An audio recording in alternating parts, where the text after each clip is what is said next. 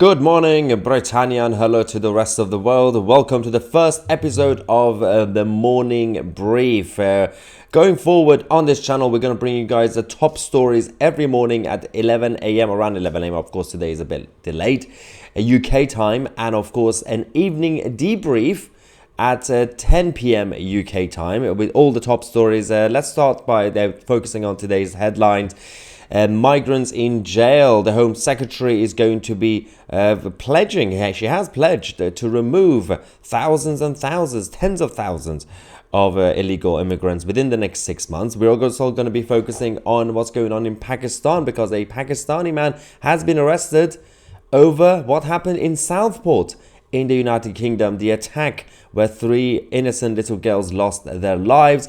And of course, we're going to talk about the UK debt crisis as this government loses control of the borrowing. And finally, we are also going to be talking about a number of arrests in Plymouth in south of England. Let's talk about what we know so far. First things first, the Home Secretary, Yvette Cooper, has vowed to remove about 15,000 illegal migrants over the next 6 months. That's a very, very big promise, of course, by focusing on creating extra detention places, so jails, 300 extra places that we're going to be creating. Considering we have a massive crisis right now in the prison system and detention centers, I'm not really sure how this is going to be possible, but this is what the Home Secretary is going to be focusing on. 100 new specialists at the National Crime Agency are also going to be recruited to help with this project. Again, this is going to be a very, very difficult task, and I hope they're not focusing on DEI recruitment.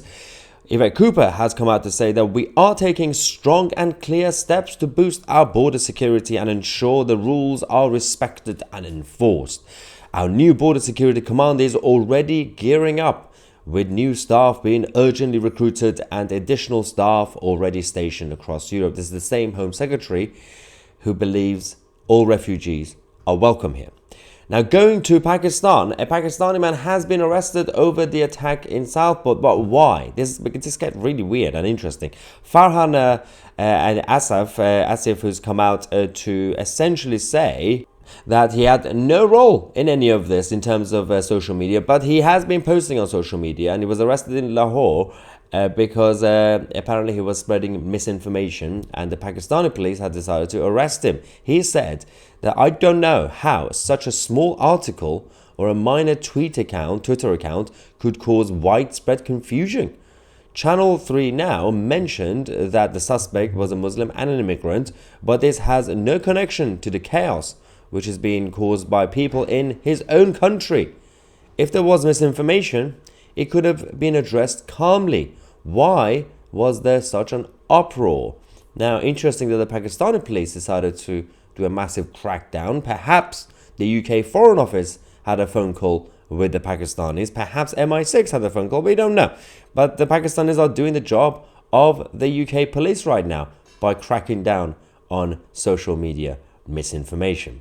Now, let's talk about the UK debt crisis because July, the last month, the first month of this new Labour government under Socialist Prime Minister Keir Starmer has seen borrowing going up and hitting £3.1 billion. Now, of course, repayment on top of that interest is going to be creating more of a deficit going forward. The borrowing is still going to continue to be a massive crisis in the United Kingdom. This is now the largest July borrowing since lockdown in 2021.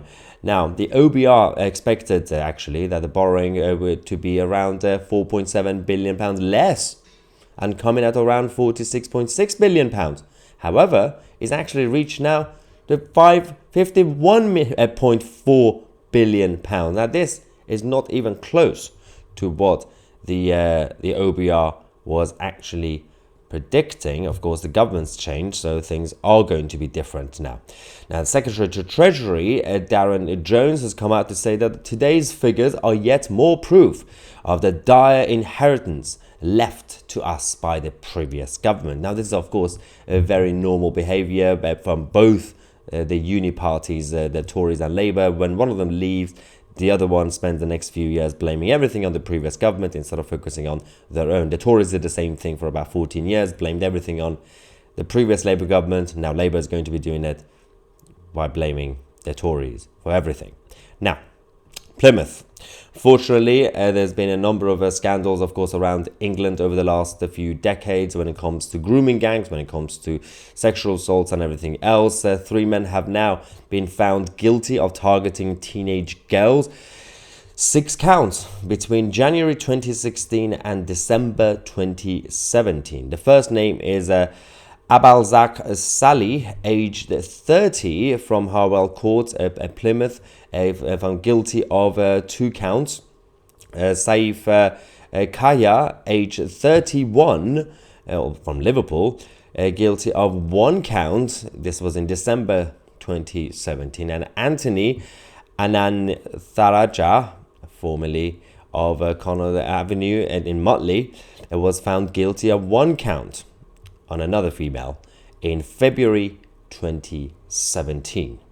Now, this scandal continues. That, of course, the media hopefully should be covering this, but if they don't do it, Tousi TV will be here to give you guys all the updates on everything that the media is ignoring.